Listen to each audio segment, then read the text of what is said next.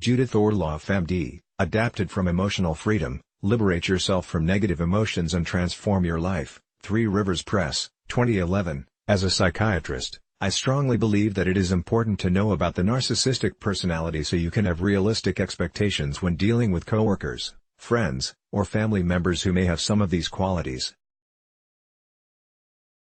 In Emotional Freedom I described how to recognize a narcissist.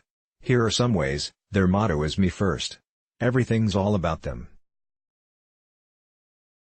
They have a grandiose sense of self-importance and entitlement, crave admiration and attention. A legend in their own mind, the world is reflected in their image. They'll corner you at a party, recount their life saga. Some narcissists are unlikable, flagrant egotists. Others can be charming, intelligent, caring, that is, until their guru status is threatened. When you stop stroking their ego or beg to disagree, they can turn on you and become punishing. Once you catch on to this pattern, a narcissist seems about as charming as a banana peel. These people are so dangerous because they lack empathy, have a limited capacity for unconditional love. Sadly, their hearts either haven't developed or have been shut down due to early psychic trauma, such as being raised by narcissistic parents, a crippling handicap both emotionally and spiritually. The damage of narcissistic parenting is outstandingly detailed in Alice Miller's drama of The Gifted Child. Hard as it may be to comprehend, these people have little insight into their actions, nor do they regret them. Though often highly intuitive, they mainly use intuition for self-interest and manipulation. As the Hasidic proverb cautions, there is no room for God in him that is of himself. To find out if you're dealing with a narcissist, ask yourself the following questions from Emotional Freedom. Quiz: Am I in a relationship with a narcissist? Does the person act as if life revolves around him? Do I have to compliment him to get his attention or approval? Does he constantly steer the conversation back to himself? Does he downplay my feelings or interests? If I disagree, does he become cold or withholding? If you answer yes to 1 or 2 questions, it's likely you're dealing with a narcissist.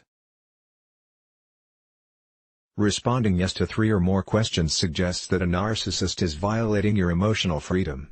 Narcissists are hard nuts too.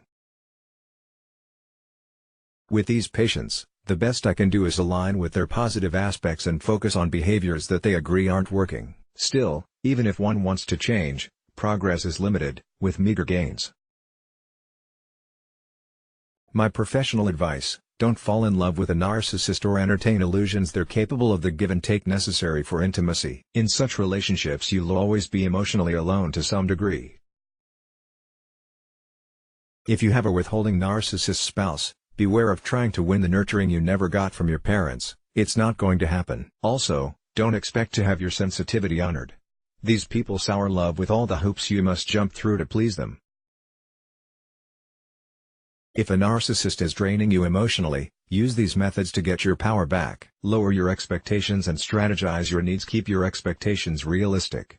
Enjoy their good qualities, but understand they're emotionally limited, even if they're sophisticated in other ways.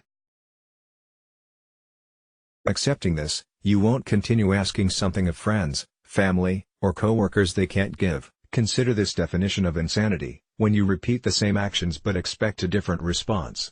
Never make your self-worth dependent on them. Don't get caught in the trap of always trying to please a narcissist. Also protect your sensitivity. Refrain from confiding your deepest feelings to someone who won't cherish them. Show how something will be to their benefit. To successfully communicate with narcissists, frame things this way: stating your needs clearly rarely works, nor does getting angry or demanding. Alternatively, speak to what means something to them. Instead of saying to your spouse, "I'd really enjoy going to a family dinner," reframe it as, "Everyone really likes you. They'd be delighted to have you there." Or instead of saying to your employer, "I'd prefer to work fewer nights," say, "I can bring in more revenue for your company during these hours." Naturally, it's better not to have to contend with the tedious ego-stroking of a narcissist. But if the relationship is unavoidable, use this technique to achieve your desired outcome. Let's block ads. Why?